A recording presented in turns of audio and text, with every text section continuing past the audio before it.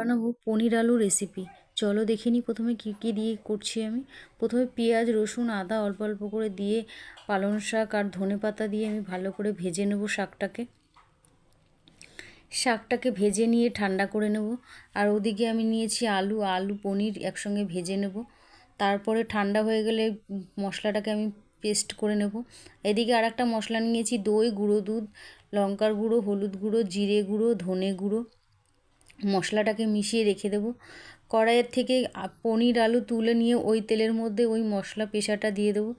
দিয়ে ভালো করে মিশিয়ে নিয়ে নুন দিয়ে দেবো। তেল ছাড়া অবধি কষিয়ে নিতে হবে। তারপরে কষিয়ে নেওয়ার পরে দিয়ে দেবো ওই বানিয়ে রাখা মশলাটা, গুঁড়ো মশলাটা দিয়ে ভালো করে আবার কষিয়ে নেব। কষাতে কষাতে যখন তেল ছেড়ে দেবে তারপরে পনির আলুটাকে মিক্স করে দেব। মিক্স করে দিয়ে তারপরে আবার একটু নেড়ে নেব। এইভাবে একবার পনির বানিয়ে দেখো। বাচ্চারা তো শাক খেতে চায় না, এইভাবে শাক দিয়ে যে কোনো সবজি দিয়ে বানিয়ে দিতে পারো। আর রেসিপি ভালো লাগলে লাইক, কমেন্ট, শেয়ার করো।